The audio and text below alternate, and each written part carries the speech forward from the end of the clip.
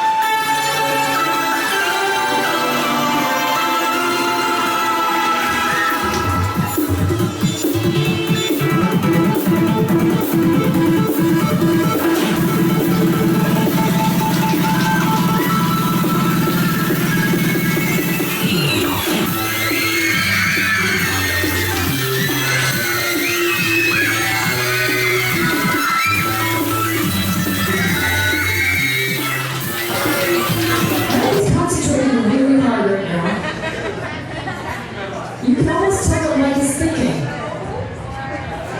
Oh, yes, you can tell what Mike is thinking. He's thinking, why do I make it? All right, push it back, Mike. Here we go. You got it.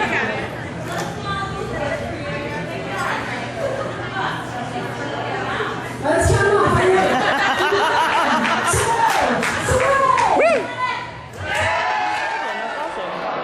That's a pretty one. Everyone likes that one. I wasn't going to sell it. My grandma wanted to buy it, so I sold it. No lie. Awesome. All right, well, we're here to talk to you about your art this evening. And when we talked earlier, you said that this is all new stuff that you've done. Yes. Can you tell us a little bit about it? All these prints, the flower prints, is something new that I've been trying. These are just painting because I don't paint a lot, so I wanted to try something different. Like I told you before, I'm going to school for education, so I want to try every different medium that I possibly can. I start out, these are all pen drawings. I don't do pencil with them. I just start with pen, and I go from there usually. You said earlier, too, that you made all the frames and everything, right? Like everything that they're in? This one's original. Like this, I made this entire thing by myself. I went and had the glass cut. I cut the plexiglass myself. It's a watercolor print, like through a printing press. Yeah. There's a watercolor, and then over it's tracing paper, and the ink drawing, and then on top of that, ink on glass. Wow, that's really neat. Let's tell us a little bit about this guy over here, too, because this is one of my favorites. I don't have a name for it. I took a semester to do this one. I made it from a wire frame. It's just an aluminum wire that I made, just like a stick figure. And then I have a cardboard frame, the same exact thing at home. That's kind of cool. And then I took them apart, cut them out of metal, welded them all back together, and I put the cardboard one all back together too. He's at home though, I didn't bring him in. He's falling apart. I got to resin him, but he's fun to have around. Yeah, he's at home right now. So this is all like metal and stuff then? Yep, that one's it's all steel. Yep. And you were saying earlier that you do like welding and stuff, right? Isn't that part of your avenue of art? Yep. Three-dimensional art. I like a lot of sculpture. It's something I do a lot of. But, so how do you feel about being at Raw this evening? It's awesome. It's a great venue. I've met a lot of really, really cool people. Hopefully I'm trying to get together with 2 other artists right now and hopefully do a gallery show with 2 other people, which will be really exciting. I'm looking forward to that. So, yeah, it's a great opportunity for everybody. I'm really happy with it.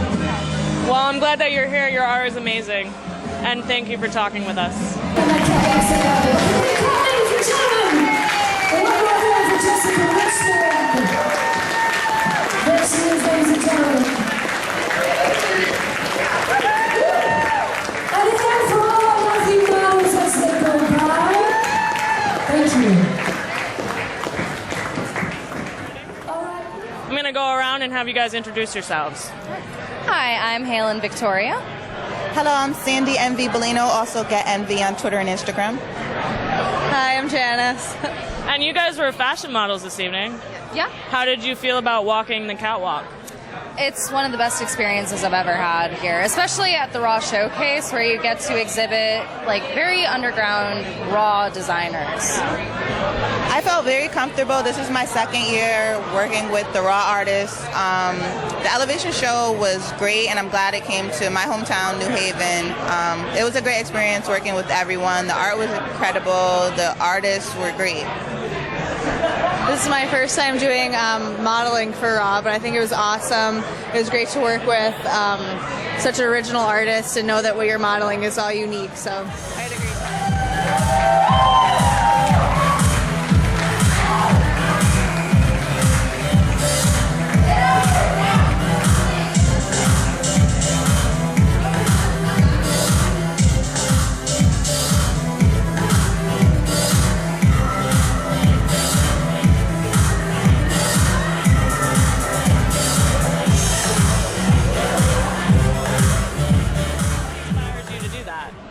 I think the inspiration is life around me, and basically it's life in X-ray vision. It's taking everyday events and turning it into a skinless event. Everything's, you can have fun and dancing around, or you can go fishing, or you could be a character here on my silver platter and serving up Jamesons. And who needs a little skin? Just have a skeleton. Nothing gory, just X-ray. So the influence is life.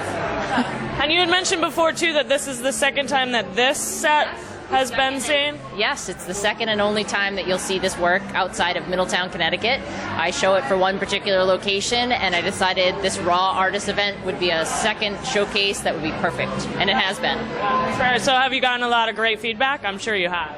I absolutely have. I'm blown away by the feedback and blown away by the enthusiasm and people buying stuff. I mean, it's one thing for people to be chatting up with me, but it's really cool that people are walking away and saying, oh yeah, I'm going to take this home, put it on my fridge, or I'm going to hang it up or give it as a gift. And, you know, it's really cool. Original work's going, little prints and everything, so I'm psyched. So what got you into art? I don't know. I don't recall never drawing. I have been drawing probably in the womb. That's just always with you. Yes, and the influence is on the maternal side. My grandmother grew up just as an artist, and so being in her house, it wasn't smelling of baked goods. It smelled like turpentine and oil paints. Nice. And did you go to school for this or anything, or is it all... Yes, I did go to Rhode Island School of Design in Providence, Rhode Island, RISD, and they were a great influence. I went in with a very strong focus of medical illustration and left with a huge life experience of expanding my horizon of experimenting in materials, mediums, and genre. Yes. Well, thank you very much for talking with us. We really appreciate it. And your art is amazing. Like I mentioned earlier, too, my son is a fan of the robots, so I'm going to have to look you up. Thank you very much.